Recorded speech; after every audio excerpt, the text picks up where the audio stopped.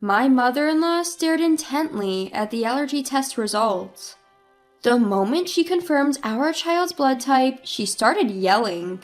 "You're the worst! This isn't our son's child! We're all blood type O!"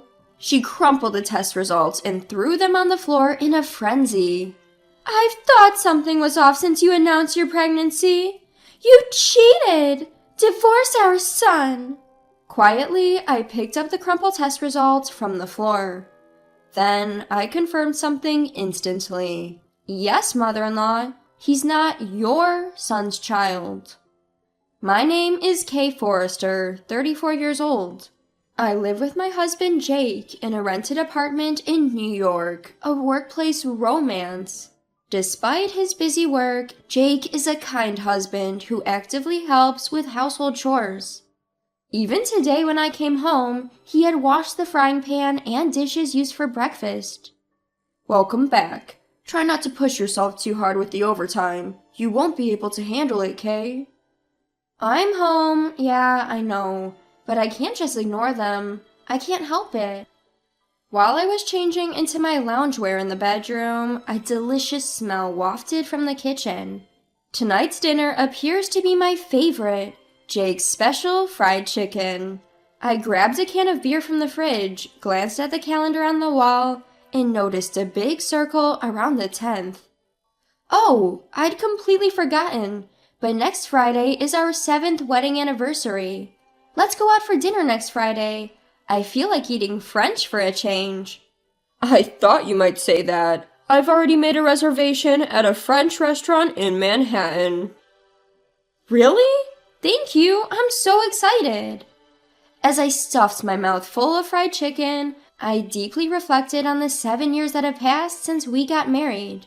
We don't have children. I thought getting pregnant would come naturally once married, but I didn't get pregnant even after 1 year or 2 years. My sister, who married 4 years after me, is now a mother of 2, and my friends were getting pregnant one after another. In the first few years, I was not desperate, and I could truly rejoice in the pregnancy announcements of those close to me. But now, even the pregnancy announcements of celebrities who have nothing to do with me are overreacting. I'm disgusted with myself, who can't honestly rejoice at the happy reports of others. Why won't a baby come to us? My mobile search history was filled with keywords about pregnancy. Whenever I had free time, I couldn't help but thinking about having a baby. Adding fuel to the fire was my mother-in-law. It seems that the word taboo does not exist in her dictionary. She suddenly barged into our apartment the other day, making sarcastic remarks about our childlessness and urging us to divorce. "Kay, when are you planning to get pregnant? I'm tired of waiting." "Well, this is something we can't control. I'm trying my best, you know." "Don't you feel sorry for Jake because he can't become a father?" As a matter of fact, I too want to see Jake becoming a father soon. "If you really feel that way, why don't you divorce him? I believe there's someone more suitable for Jake. If he marries a healthy woman who can bear children, he'd become a father in no time."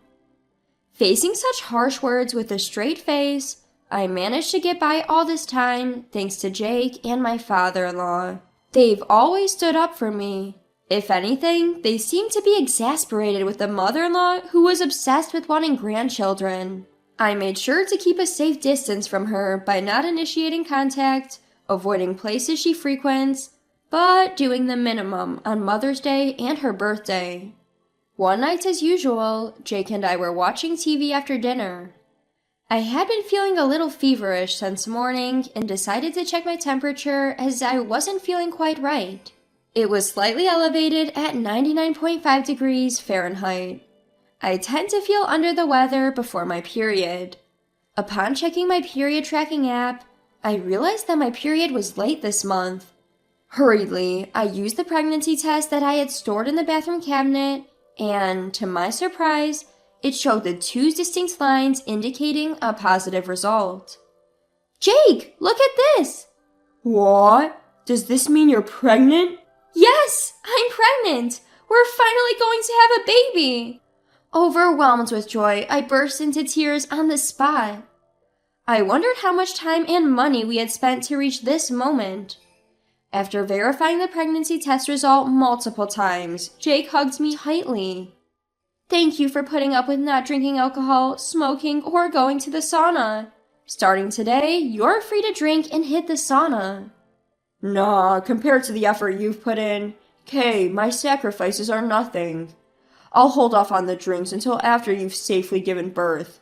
I'm already looking forward to the celebratory drink. A few days later, we visited the gynecologist, where the pregnancy was confirmed. There's a baby in my belly. For the first time in my life, I experienced a strange yet warm feeling. I didn't care about the baby's gender. I just wished for it to be born healthy. I can still vividly recall the moment when I first felt my child's movement in my womb. Jake would touch my belly and talk to our baby every day. Hey, it's Daddy. Can't wait to meet you. Hey, no, it's too early for you to be born. Right. My bad. You need to stay in the belly a little longer. Entering my 8th month of pregnancy, I started my maternity leave and enjoyed a leisurely maternity life. I was at home watching a movie with Jake when I felt my pants getting soaked rapidly with a popping sound. I instantly knew that my water broke. When I called the general hospital where I was to give birth, I was told to come right away, so we headed there by taxi. Finally, I was about to meet my child. Excitement was more predominant than nervousness. Upon arrival at the hospital, my labor pains began. But that was just the start of a long battle. Hours went by without the baby descending, and I was at my physical and mental limit. I found myself screaming throughout the hospital. I can't do this anymore. It hurts. 15 minutes later, I was able to meet my baby. You did well, Kay, Jake said, patting my head as he cried. He's adorable, our baby. The newborn baby was so tiny and fragile that I felt I could break it if I touched it. It was the most precious sight. Just a moment ago, this little one was inside my belly. A tear rolled down my cheek. While holding my tiny, soft child's finger, I was certain I could do anything for this child. Though born prematurely due to my water breaking early and a low birth weight, the child grew healthily after that. Time flew, and a few months later, it was time for the preschool debut. Hey, how about going to the shopping center next Saturday? We need to start buying stuff for preschool. What do we need? You know, a backpack, water bottle, lunchbox, that sort of stuff. Don't they serve lunch at the preschool? I think it depends on the place. Right? Shouldn't we get an allergy test done before starting preschool? Huh? But we'll be packing lunch, right? Yes, but they provide snacks at preschool. Both of us have food allergies, don't we? We need to check if that has been passed on. You're right. It's a concern. Yeah, let's take our child for an allergy test soon. And the following week, we took our child to the hospital for an allergy test. There was a section of the questionnaire asking if we wanted to check the blood type as well. The blood type check was free. We decided to go for it since it was included.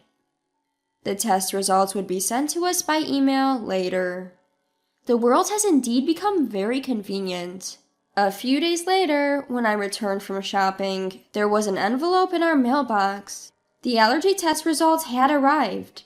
After washing my hands, I immediately opened the envelope to check the results. As expected, our child seems to have a few food allergies. I felt a bit guilty about this, but it's okay. Jake and I both have a lot of knowledge about food allergies. Now there are many alternative foods and allergy-friendly foods available, and some children's allergic reactions lessen as they grow. I put the test results on the refrigerator door with a magnet so that Jake can check the results later. Alright, I think I'll start preparing dinner. As I put away the groceries I bought, the doorbell rang. Checking the footage of the front porch, I found my in-laws unexpectedly standing there. Frustrated by their unannounced visit, I opened the front door. "Hello, father-in-law, mother-in-law. It's been a while." "Kay, we're sorry for dropping by unannounced. I told Lisa that we should have informed you in advance." "We don't need to inform anyone when visiting our own son's house. Now please let us see our grandchild." My mother-in-law barged in, spreading out the children's clothes and toys that she was holding in her arms all over the living room. All high-end stuff.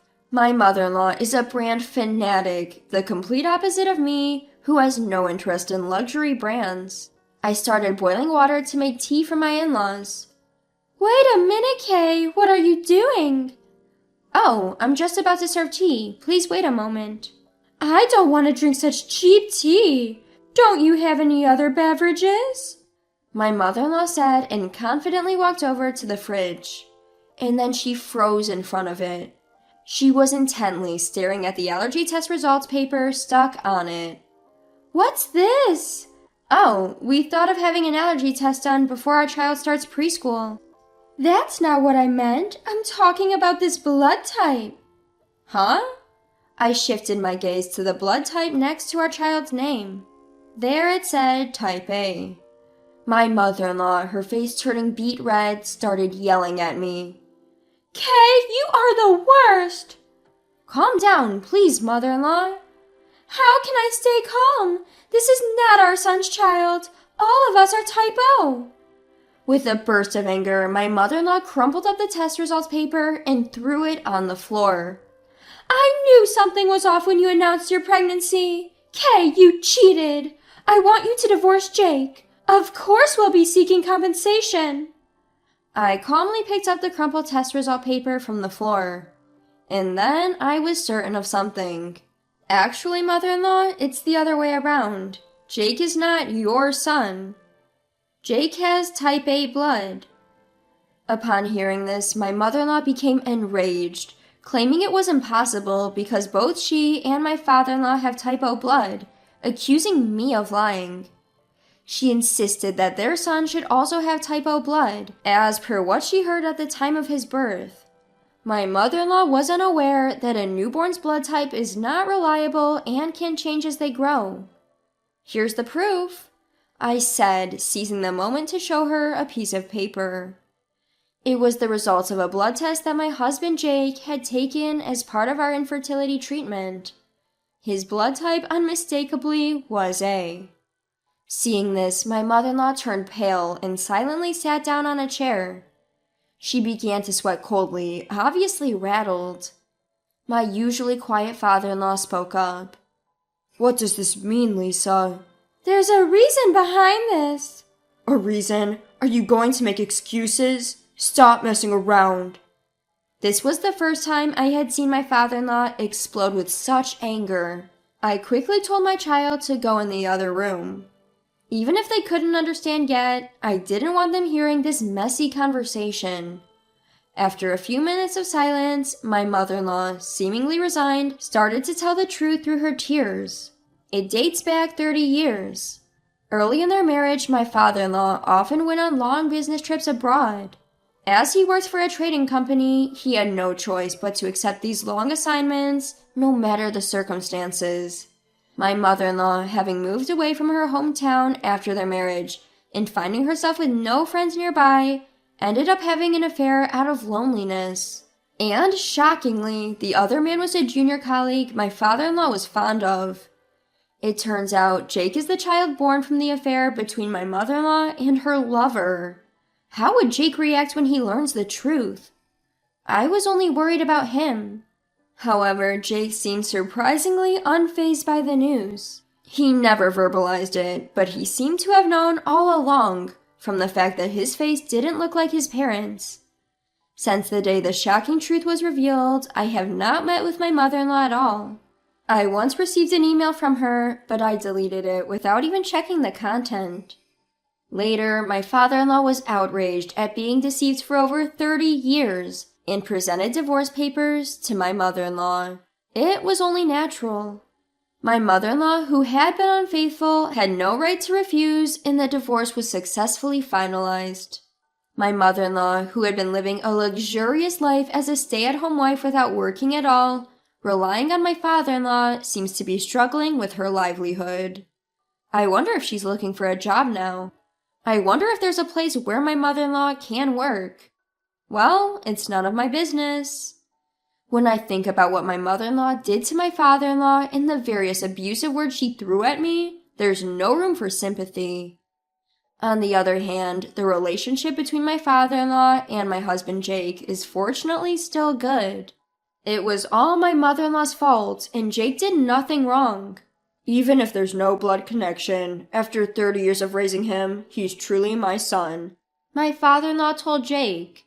Despite the divorce from my father-in-law continues to be kind to not only Jake, but also me and our child. He takes us out to eat once a month and even bought souvenirs for us from a recent trip. Before, every time I woke up in bed in the morning, I used to wonder what kind of unpleasant things would happen that day. But now, every time I wake up in the morning, I look forward to what wonderful things will happen.